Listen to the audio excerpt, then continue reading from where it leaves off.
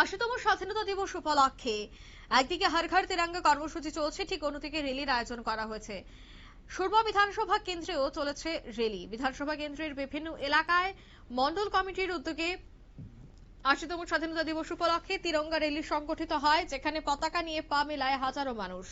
নবীন থেকে প্রবীণ সমাজের বিভিন্ন স্তরের মানুষ একসঙ্গে মিলিত হয়ে এই দেশাত্মবোধের মহাযাত্রায় অংশগ্রহণ করেন। কারোর হাতেই উঠছিল তিরঙ্গা, কারোর কণ্ঠে ছিল দেশপ্রেমের স্লোগান।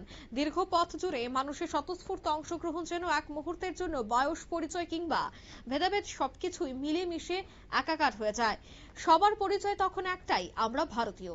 সুরমার মাটিতে আজ এই তিরঙ্গা র্যালি যেন শুধু একটি মিছিল ছিল না, ছিল স্বাধীনতার জন্য জীবন উৎসর্গ করা অগণিত বীর শহীদদের প্রতি শ্রদ্ধা জানানোর আবেগ। এ বিষয়ে কি বলছেন এলাকার বিধায়িকা স্বপ্না দাস পাল, শোনাবো।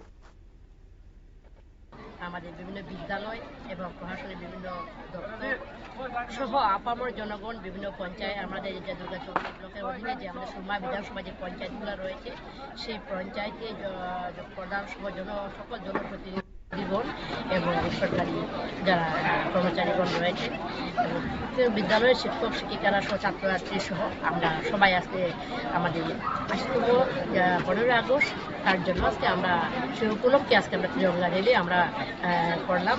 আমরা ত্রিভুবনা র্যালিতে আমাদের তিরঙ্গা পতাকা, সেই পতাকা আমরা প্রত্যেক বাড়িতে আমরা পৌঁছে দেওয়ার ব্যবস্থা করেছি এবং প্রত্যেক বাড়িতে যাতে পতাকা তোলা হয় এবং আমরা যে ভারতবর্ষে সেই যে আমাদের ভারতীয়তা রয়েছে, সেই জন্য আমরা সেই স্বাধীনতা দিবসটা আমরা প্রত্যেকে পতাকা উত্তোলনের মাধ্যমে এবং তিরঙ্গা র্যালির মাধ্যমে আমরা সবাই উদযাপন করলাম।